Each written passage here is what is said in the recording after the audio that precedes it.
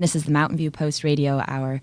My name's Kirsten. Thank you for tuning in this morning. In Mountain View, as always, we have a lot of neighborhood events happening today. So I'll start off listing a few of them in case you're still wondering what your Saturday is going to look like.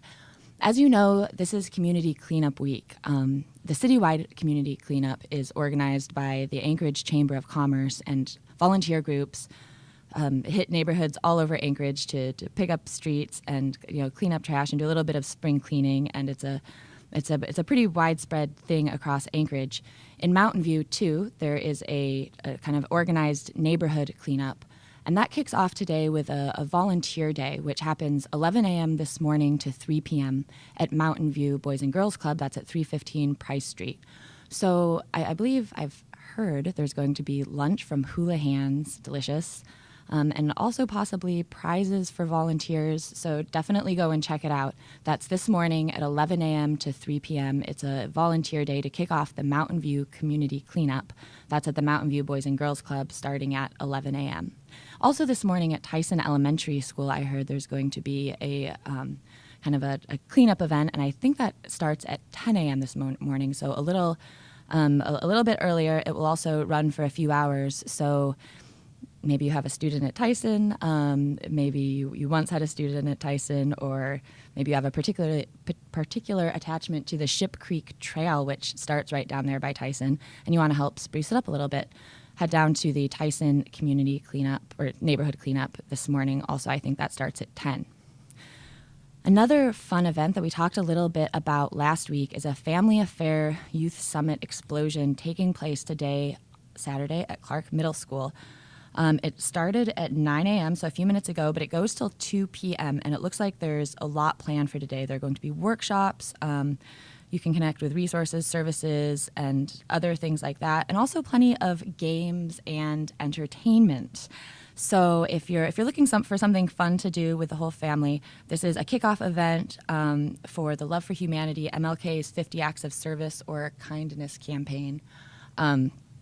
And so that looks like it's going to be going on all day at Clark Middle School. And speaking of Clark Middle School, my co-host is back this week. We missed her last week. Kate, hello, how are you? Good. So I'm not feeling sick this week. Oh, yay. I'm so happy to hear, because there were a lot of people who were feeling kind of icky last week, and that's never fun, is it? And I wanted to make sure I didn't get anybody else sick. Well, that's very considerate of you, but we're so glad you're back this week. So, do you know anything about this Family Affair Youth Summit Explosion happening today at your school? Yes, I know a lot. Oh, okay, so there's going to be a walk through the 7th grade hallway with pictures of of things around the topic. Okay, and this is an MLK Day. Yeah. 50 Acts of So Service. it's talking about what happened with black people and all that stuff. Okay. And so I helped make the posters. Oh. And so the informers are going to be down there, and they're going to be saying parts as you go down about what you just saw. Okay, so it'll be an educational thing where you can go and learn about history and how it affects our lives even today. Now, speaking of the Clark Middle School informers, they've been headlined for the whole thing. So you've had a busy week, though. I wasn't able to go to the assembly meeting myself, but a little bird told me that you had an appearance there, and so I looked up the video because, of course, all of the assembly meetings are recorded, and you can go back and watch them. If anybody didn't know and you're really interested in watching old assembly meetings, you can go to muni.org and watch recordings and find out what happened and see what everyone voted on, and also watch things like special performances occasionally by the Clark Middle School. And not a performance, which is what I learned watching it. It's an informant, right? It's you're informing people. I named it that. It's pretty catchy, and I did learn a lot listening to it. And then the day after that, we said the same thing, but at the ASD building for the school board meeting. No, it was for Stand Against Racism. It was for Stand Against Racism. It was kind of like an ASD meeting for that. It was an event. Okay. For that. Okay. Well, I actually have a recording of your informants on Tuesday, the whole thing. And so I think we're going to play it a little bit later in the show because it was pretty interesting. And I'm sad to report the recording quality wasn't great, but we did the best we could. And I hope people will be able to kind of make it out. Yeah. So Have you heard about the community cleanup happening today? Yes. I saw orange bags around. Right, because it's, wait, where did you see them? In the neighborhood? Or? Yeah, in the neighborhood. Okay. But another thing is, at my school, they had kids, like, in class go out and go pick up trash. Some classes, not all. Okay, so Clark was doing some volunteering of its own and going out. Well, I know in years past, the community cleanup, did you know, well, let me see if you can guess. Do you know how much trash the community cleanup in Mountain View has picked up? A lot. Take a guess. Wild guess. In what? It's like a week long, the whole cleanup, and it covers Mountain View. Oh, then probably, like, in bags? Everything. Bags. It also includes stuff that people bring to the drop site. So it's a pretty big number. Probably 500 bags, I guess. This is like tons we're talking. 200 tons. Whoa. Yeah. So, and then that's been in years past, and I'm not sure what it was last year, but that just kind of gives you an idea of how much people get rid of. Because a lot of it, sometimes it's furniture or things like that they bring to those big dumpsters, And another thing, if you go to the Youth Explosion, is that the drumline's going to be playing there. The drumline. I'm not going to be part of the Youth Explosion, but what they're playing is pretty cool. And so if you're a frequent listener of the show, then you probably heard the drumline a few weeks ago, or you have probably heard them out and about because you have a lot of public performances. Right, you are everywhere, extremely popular. I think your last time I saw you was at the Town Square Park, a special homecoming ceremony for the Olympians. That's the last time we performed. Okay, and it was so cold, and you stood out there for over an hour. That's why they made us wear those jackets. Right, but you did a great job, so I'm sure your performance today at the Youth Summit will be fantastic. Do you know about what time by you I mean drumline as a whole, do you know what time the drumline is scheduled to perform? No, but I know the Informers, they're going to be doing it at the beginning, and then or the end. I'm pretty sure it's the beginning. And then they're going to be doing it during the event for the walk. Okay. Yeah. So I'm pretty sure they're going to be there for a long time. Okay. So if is it kind of an open house style event where people could show up? Yeah, I think so. Kind of any time. I did have a question. Since there's a Black Panther person for the Youth Explosion, are they going to the Comic-Con? That is a good question, and because I do not have the answer. Go, but I want to know. I mean, it would make sense, and I feel like everyone at Comic-Con would probably be heartbroken to know that they missed it. Because she said everybody's out by 2, so she might be going. Well, I haven't told our listeners about this yet. So also at the Youth Summit, another great reason to go, especially if you're a fan of the movie Black Panther, it's a special appearance from actress and stuntwoman Janisha Adams Ginyard. And so she will be there. Do you know what she'll be doing? Will people have an opportunity to actually meet her and shake her hand? Or is it I'm gonna be pretty sure she's talking, but I don't really know. Well, it sounds like people are going to have to go to Clark Middle School today to find out. I think she's at the end. I don't know. Okay. Well, this event it's already started. It started at 9 a.m., but it goes till 2 p.m. And like Kate just told us, everyone's out by 2. So get over there as soon as you can. Make sure you get out there by 2. Exactly. And we also have the community cleanup going on today. There are events both at Tyson Elementary School and then also at the Boys and Girls Club. Lunch will be... And the Comic-Con today at Denina Center where you have to buy tickets. Do you have more details about that? What time does it start? Is it going on right now? Are you going? I might. Are you dressing up? Probably. As what? I don't know. You still have some time to think about it. Probably Princess Leia. I think that would be a great costume. With a llama. With a llama? Yes. You do like llamas, don't you? I do. All right. Well, I think it's time for a quick break, and then when we come back, we will talk a little bit more about the Clark Middle School Informers and a special appearance they made earlier this week at the Anchorage Assembly meeting. This is the Mountain View Post Radio Hour. Stay with us. Welcome back to the Mountain View Post Radio Hour on KONR-LP 106.1 FM. My name's Kirsten. I'm your co-host. And I'm Kate. And I'm your other co-host. Thank you for tuning in this morning. So there's one other upcoming neighborhood event that is happening before our next show next Saturday morning that I forgot to mention during the last segment. This is a job fair at the Mountain View Neighborhood Library. It's happening May 4th, which is a Friday, from 12 to 3 p.m. It's a Mountain View Job Fair and Employer Expo. And it's a chance to meet more than a dozen employers, talk to job center representatives, and also apply for a variety of entry-level technical and professional positions. And if you don't know where that is, it's at the Mountain View Library in front of Clark Middle School. Exactly, right there on the corner of Braga and Mountain View Drive, across the street from Red Apple. Nice big yellow sign on the front. It says library. Right. Hard to miss. So if you are looking for a job, or maybe you know somebody who is, or who may be looking for a job in the future, this is a great place to start. It is, again, May 4th from 12 to 3 p.m. at the Mountain View Neighborhood Library. It's the Mountain View Job Fair and Employer Expo. Job seekers are encouraged to come dressed for success, according to the poster, and also to bring their employment documents, identification, your resumes, things like that you would need to present to a prospective employer. And if you have questions about this event, you can contact the Midtown Job Center at 907-269-4777. So again, one last time, on May 4th, job fair at the library. Contact the Midtown Job Center if you have questions, 907-269-4777.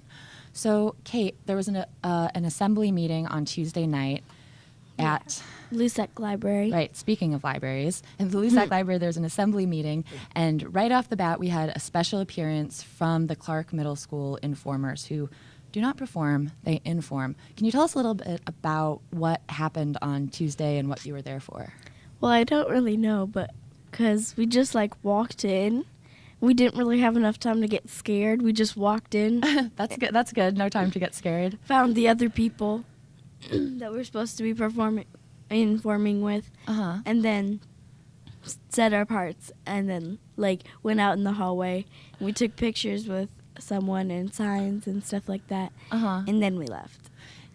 And for those of you who might have missed the assembly meeting, myself included, I watched the video afterwards, though, and Kate is right. It happened so fast. It was right off the top of the assembly meeting. And roll call, and then us. Exactly, roll call, and you actually, not you specifically, but a member of the informers recited the pledge, right? Or you all did? We all did. Right. We said the Pledge of Allegiance, and then we said the Clark Creed. Exactly, and then you did your informants. And so we have a little recording of that, and we are going to bring that to you here right now. It's a tradition here at Clark for students to recite the Clark Creed. Clark informers, begin. I'm a student seeking to be a scholar. The standard is excellence today and tomorrow. I'm disciplined, focused, work hard. I'm organized, respectful, and responsible. I'm on a mission to elevate myself, my community, and humanity. We are all Clark Middle School scholars. Thank you.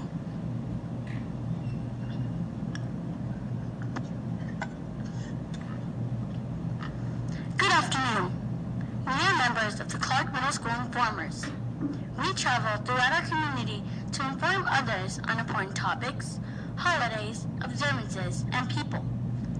Our purpose is not to perform, but to inform by enlightening, enriching, empowering, and educating our audience.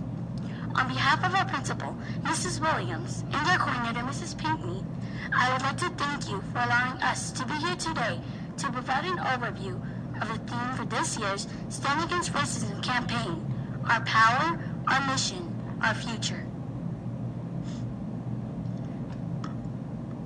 This year's theme relates to civic engagement. Civic engagement is a powerful tool for eliminating racism. In fact, it is the one tool that disenfranchised groups consistently rely on to create a more representative democracy. While we can use this tool in a variety of ways, from acts of civil disobedience to serving on the school board and assembly, laws have been changed and communities have been empowered when community members dedicate their time to doing something for the greater good. Thank you. Defined as working to make a difference in communities through both political and non-political activities, civic engagement addresses public concern and promotes a better quality life for community members. For many, the term civic engagement may only refer to voting, but civic engagement is a much larger body of work. That full breadth of work is important because voting alone cannot create systemic change. Throughout American history, up into the present, voting has only been accessible as a privilege and not a full civil right. The hard work of ensuring communities can and do get out to vote is so important. But this work is best coupled with meeting the day-to-day needs of those communities through direct service, raising awareness on the issues that impact their lives most, and advocating for policy change. Civic engagement is most powerful when the full spectrum of civic life is valued and all community members can choose how they like to participate. Each of us can stand against racism by serving our community in a meaningful way. Some of the ways we can each play a role in civic engagement to support standing against racism by serving our community, exercising our right to vote, and by becoming active organizers in our community. Thank you. The dedication of time, money, and other tangible resources towards addressing community needs, both through volunteer work and careers in public service, including running for office, has made an impact on the day-to-day experiences of individuals throughout history. In regards of serving our community, did you know that the Black Panther Party birthed the nation's first free breakfast school program in Oakland, California in 1968 to address a need in low-income Black communities? Within a year, it grew to serve 20,000 school-aged children in 19 cities around the country and in 23 local affiliates every school day. It is credited for inspiring the creation of today's school breakfast program. You could help stand against racism by serving your community. Thank you. The decision to engage in the electoral process through voting, volunteering at polls or on campaigns, and financially supporting candidates that represent the needs of your community can have a lasting impact on the concerns represented and addressed in public office. Did you know, in the face of state-backed voter suppression mechanisms in Alabama, local, on-the-ground organizing and voter turnout mobilization efforts made a critical difference in the state Senate special election in December, leading to an increased turnout among Black voters, particularly Black women. Since 2008, Black voters have accounted for approximately 25% of Alabama's electoral statewide race. In the special election, this number increased to 29%. We can help stand against racism by exercising your right to vote. Thank you.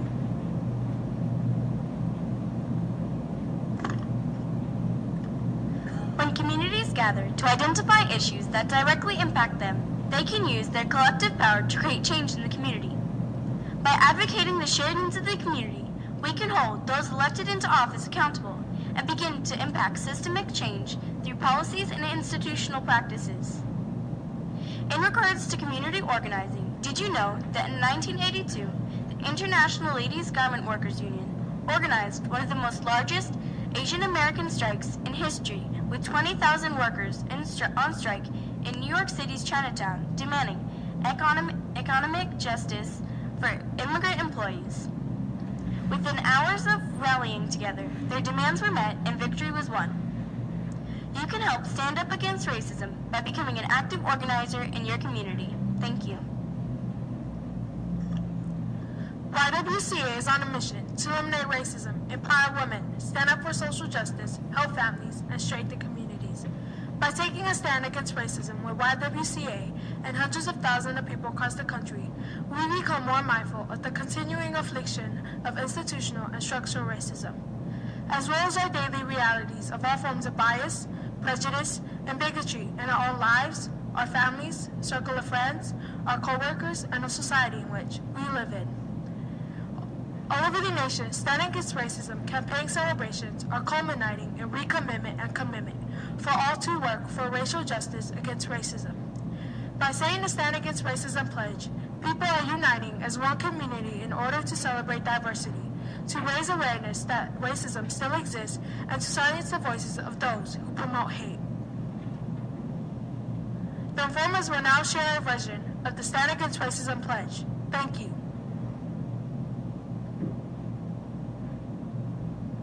With great hope and conviction, I take this pledge, fully aware of the struggle to eliminate racism will not end with the mere pledge, but calls for an ongoing transformation within myself and the institutions and structures of our society. I pledge to look deeply and continuously in my heart and in my mind to identify all signs of racism, to rebuke the use of racist language and behavior towards others, to root out such racism in my daily life with encounters with people I know and strangers I do not know, to expand my consciousness, to be more aware and sensitive to the use of overt and subtle expressions of racism and racial stereotypes. I pledge to educate myself on racial justice issues and share what I learn in my own communities, even if it means challenging my family, my friends, and those I encounter on a daily basis. I pledge within my means to actively work to support public policy solutions that prominently, openly, and enthusiastically promote racial equity in all aspects of human affairs, and actively support and devote my time to YWCA and other organizations working to eradicate racism from our society. Thank you.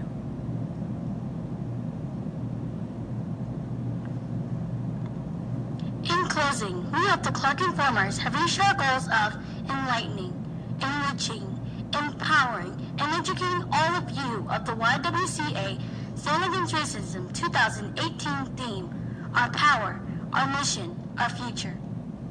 YWCA is on a mission to eliminate racism and empower women. This signature campaign provides opportunities for issues of education, advocacy, and community building amongst those engaged in racial justice work. The Clark Informers join YWCA in taking a stand against racism today and every day. Our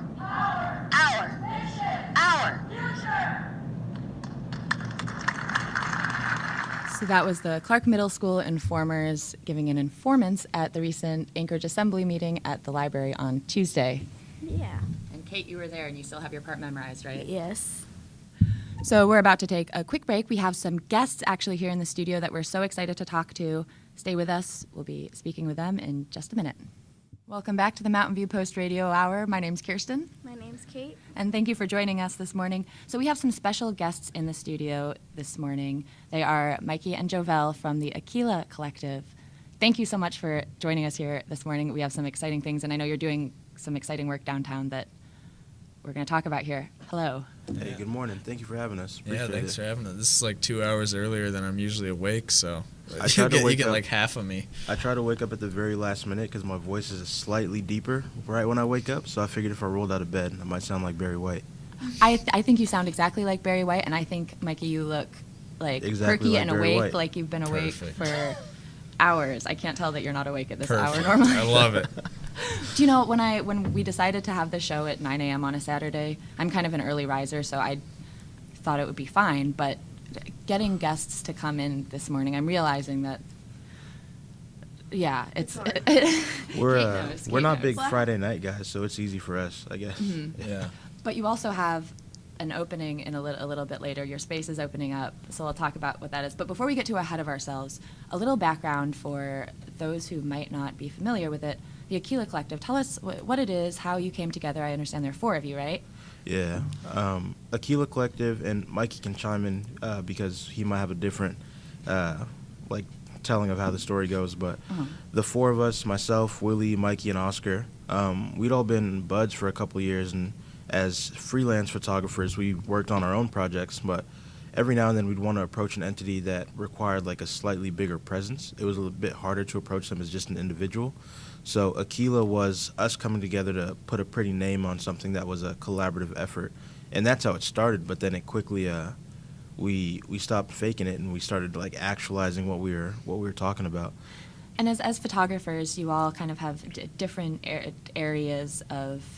I love your work, and it seems to really span a broad variety of subjects, and you all kind of have your specialties. Can you tell us a little bit about where the subjects you like to photograph? And yeah, I think often we talk about ourselves as if we're Power Rangers, and that we all have like these different skill sets, and we come together as like one, like we form our Megazord or whatever it was called. Right, no, that's a relatable. Is that what it was called? Anyways, so yeah, we all have these different skill sets, and like everyone plays a different role in the group. Oscar was like my technical advisor when I worked for Clark Mishler, who's a classic Anchorage photographer, and Oscar would come in to like solve any technical issues that we had. So Oscar like took me under his wing and taught me everything nerdy about like how to take apart a computer and how to like properly store files and stuff. And so everyone has these different roles. Willie is a really great negotiator, and he'll handle the paperwork and stuff for us. Well, he's still Good to being have someone who knows. seriously 100%. But like for me, Akela Collective came together because I wanted, like Jovell said, to approach projects. But I feel like I'm a lot better at talking about stuff when it's not about me, when it's about like a group, which is like if you asked me to come on the radio today and talk about what I'm working on, it would have been a whole heck of a lot more difficult than if we're just talking about like what me and my friends are working on. Right. So it's a lot easier to approach someone and be like, you should hire Akela Collective as opposed to you should hire Mikey Huff. Just felt a lot easier for me, and because I have a lot more confidence and faith in my friends than I do in my own particular skill sets.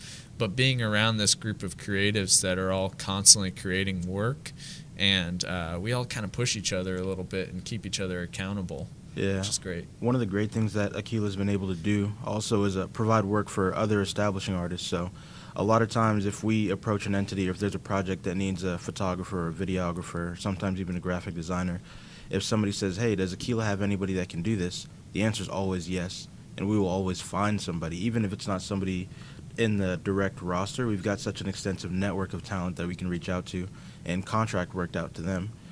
So it's become an agency of sorts to help establishing artists, photographers, videographers, whatnot, find work. I think about, you ever seen the movie Little Rascals? Mm-hmm. You know the scene where they walk in the bank and it's 4 kids in a trench coat pretending to be an adult? Yeah. That's basically how I sum up Akela. It's just 4 guys who don't really know what they're doing in a trench coat, pretending to be adults and saying, yes, we like a bank account. Yes, we like your business. And the coat hasn't fallen off just yet. So. Well, that's... I mean, when you look at some of the things you've done recently in this new space you have downtown now, I would agree. The coat has not fallen off yet. Yeah, we're just winging that, you know. Well, we learned the hard way. Like, you're not supposed to use outdoor paint indoors because we were all like high off our butts for a couple days for like painting these floors, and our next door neighbor hated us. And she's sweet. Shout out to Kim. Yeah, she is great. She's great. A lot of patience throughout the development process for. Yeah. Well, like Willie Dalton and I, when I opened up my menswear store like right across the street from here, Willie and I had to renovate that entire place.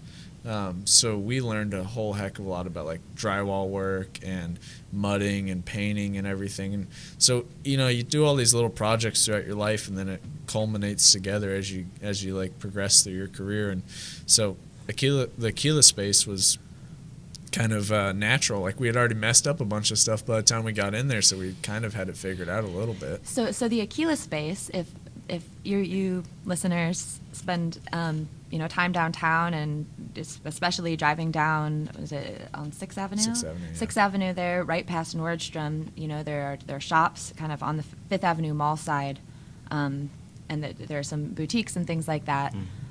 But now, one of the newest additions there is the Akela space. Yeah. And so that is tell us what people can find in there, because you recently opened and you've had a few shows and you have some upcoming events there, so people can go by and check it out now. So the easiest way to find us, just to address that, is we're right underneath the Nordstrom Bridge, like 2 doors down from where Crush was. Okay. So right near 6th and C Street. But Joe, do you want to tackle? Yeah. So the goal with the Akela space is to provide a space for establishing artists to gain a presence. One of the things that we've kind of noticed as we've come up and we've tried to do shows here and there is that it's sort of difficult to be an establishing artist, but get your work in a place that is meant for art to be seen. I have nothing but respect for the cafes and the coffee shops and the restaurants that host First Fridays, but those spaces are not designed for art to be seen. People go in there for coffee or for a sandwich. They don't go in there to view art. It's different than an actual gallery. Yeah, it's a little bit different. But there's other entities in town where you have to have a bit more of a name associated with your work to get in there. But for us, if the work is good, then the work deserves a home. And so that's one of the things that we want to try and do with the Akela space. The front of the space is situated like a gallery, so that's where we'll be rotating the shows and hosting events and doing the fun stuff. The back of house is where we get all the work done, so we have a little photo studio set up. It's a mess right now, but we're working on it. And we've got some desks and chairs where we just go and work. So Ideally, we want to get it to a point where we can invite friends and just community members who don't necessarily have a place to go and do their creative work, or even just pop open a laptop to come hang out with us, get some work done, while the gallery is just open to the public, and it's a fun space. So you opened last weekend, right, with a show. Was that your first show opened last Friday? Mm-hmm. And so tell us what, and is that closing today? Can people see the rest of it today, or is it switching over? We're tearing it down today. Yeah, today at 6 o'clock is when we start tear down, so come on down if you want to see it today. Yeah. Last day to see it, last call, and you open at 11 a.m.? Mm-hmm. Yeah. So essentially this show was, I realized Anchorage is kind of lacking like a street art community. There's not much like in the way of murals or wheat pasting or anything like that in downtown Anchorage, as opposed to if you go to some larger cities like New York or LA or Seattle, you see a lot of really great street art. So we really wanted to provide an opportunity for folks who kind of identify in that street art community to have a space where they could come work for a few nights and create something that was collaborative and just experimental, while not having to worry about like spray painting under a bridge at night and maybe getting arrested. So we Tyvek'd or like papered the entire space and just let people come in and just have full reign of the space, and it was really cool what they created. There's some pieces that are covering up other pieces. There's some pieces that kind of like work together with other pieces. And the amount of artists and collaboration that we had together in there was really cool to see. Yeah, we launched that for the walls, and then on the opening itself, we invited all the artists to come in and sell merchandise, sell their work. If they had prints, stickers, zines, anything like that, we gave them a space and gave them an opportunity to hustle and try to make some fun so they can generate more artwork. Earlier you mentioned, and also when describing the space, talking about how important you feel it is to give up-and-coming artists a place where they can establish themselves, and a place where they can go and put their work somewhere where it's designed to be seen and establish themselves a little bit more. Can you speak a little bit more about that, and in your own careers, what resources were you able to find? And I know this is kind of a thing I see all around me and in our neighborhood, Kate, in Mountain View, really, really talented artists who haven't necessarily been able to master the business side of things yet, or take it to the next level that way, or establish themselves, however you want to call it. So how did you do it, and what advice would you give Truth be told, I'm still figuring it out. I think we're still doing it. Yeah, but a lot of the times, I've just coming up in the community, I've noticed how I don't like to be treated, so that gave me the best idea of how I'd like to be treated, and if we can provide that opportunity to artists. One of the things that I kind of bring up from time to time is that when I first started photography, what I could not really find here, and I'll switch photography for art, just for the term's sake, but when I first started doing art in the community, I found that I couldn't really find any resources.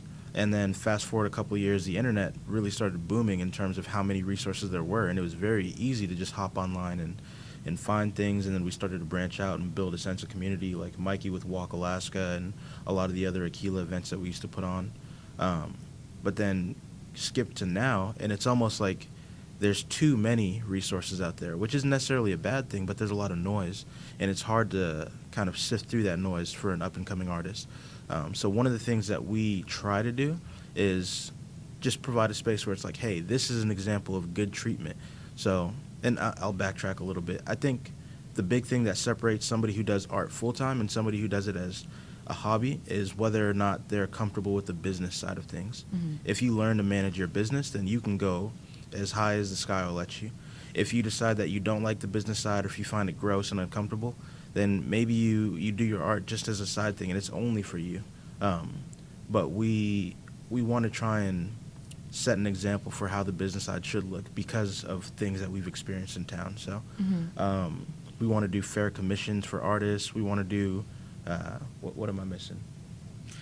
Yeah, I mean, you hit a lot on the head there. I think it's important to just realize all the mistakes that we made in the past and try to help people circumnavigate those mistakes. I know for me, doing art shows has never been a venue to make money for myself because even on shows where I sold out the shows, it would seem like I would still just somehow end up breaking even, and that was due to like some gallery commissions and print prices and things like that. So we're doing everything we can to offset costs for artists and just try to get them to a space where they can hopefully walk away a little bit better than they came into the show. For instance, with this last show that we did, we were in a great position where we were able to even provide the paint for the artists, which was really awesome. So yeah, just that being is able cool. to, That seems like a big thing when it comes to street art. Like that's the first huge expense, and to be able to. Okay, sorry, interrupted you. Go on. No, that's really all I had to say on that subject. Is just trying to help soften the blows of transitioning into full-time art, because that's a really tough transition to make. So once again, you have an upcoming show at your space starting next week on May 4th. Can you tell us a little bit about that? Yeah, I'm really excited about this show. I was just as excited about the last show. But, they're all good. Yeah. Local talent, Young Kim, awesome journalism student. He just graduated. He's got this great body of work from a trip he did to ADAC. And the body of work is called Once Inhabited. It deals with natural growth versus like the influence of human design in spaces. It also tackles his feelings as like coming up as an immigrant in America. And it's just it's awesome to see, because Young's my brother. I've known him since we were like 12 years old. It's awesome to see him be able to verbalize his feelings and really make a compelling body of work. Like I've known Young for so long, and I've never seen him work this hard on something. So I'm happy that we have an opportunity to be able to present that. He's going to be hanging some work. I know he's going to have a couple zines available with the full project, and he's going to do an artist talk. I think he's going to do a little artist talk on Friday, and then we're working on a private event for the night before to try and get some people in there to get a private viewing of the work and just get a chance to meet Young. Very cool. But that's what we're excited about, is being able to give opportunities to other artists. So Young really helped us out, because we had a shorter window than we would have liked to prepare this show. But I knew if there was anybody I could call who'd be able to pull out a fantastic show in a short matter of time, it'd be Young Kim.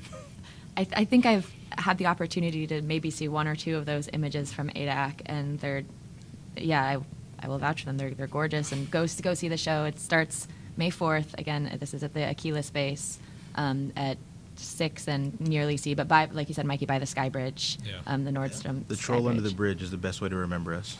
Okay, yeah, that works. Love that story. Well, I think before we go, we're coming up right now to the end of our show. But before we go, for people who are interested in learning more about the Akela Collective, the work that you do, and maybe have some questions for you, or maybe are interested in getting involved somehow, where can the people go to find more information other than the space itself? Do you have a website? Yeah. The best places to find us are akelacollective.com, so AKELA collective.com. You can find us on Instagram at Akela Collective. You can find us on Twitter at Akela Collective. Send us an email. Email's on the website. It's just hello@akelacollective.com. Consistent. That's good. Yeah. Yeah, and along that lines, if you consider yourself an establishing artist, we have, or just an artist in general, we have a open call to artists to try to slot out some of our summer spots that we still have open. Okay, so if there's anyone out there working on something cool, we want to hear from you and see what you're up to. Yeah. Submit a body of work. Submit something that you're passionate about, and we'll get the conversation going. What was I going to say? Maybe individual members.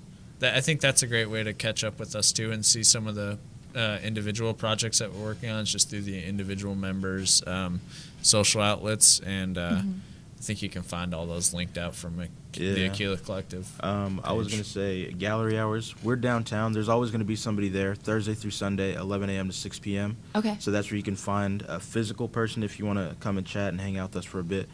Monday through Wednesday, we're closed for teardown and setup of new shows and private events, but 4 days a week, you can't miss us. Thursday through Sunday. 11 a.m., 6 p.m. Yeah. Perfect. Is there a phone number on the website?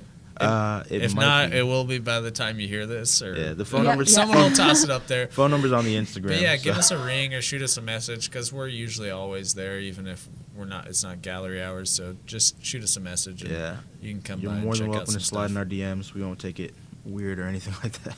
That's what everyone likes to hear. Well, gentlemen, thank you so much for joining us this morning on the Mountain View Post Radio Hour. It was great talking with you and hearing more about your project, and we're really excited for the show opening next week and coming to check it out. Yeah, Thank you for having us. We didn't even get a chance to argue about it. I know, I'm bummed about that. Yeah, for listeners, we had a backup plan, a little, some light banter, arguing, things like that. This is the first time Mikey and I have ever gotten along. Yeah. It's not light. We would have came to blows in a couple minutes. It would have made for great radio. Yeah, well, next time. There's always a next time. Thank you very much for joining us this morning on the Mountain View Post Radio Hour. You can learn more about the show and listen to past episodes at mountainviewpost.com. That's mtviewpost.com. We'll see you next week.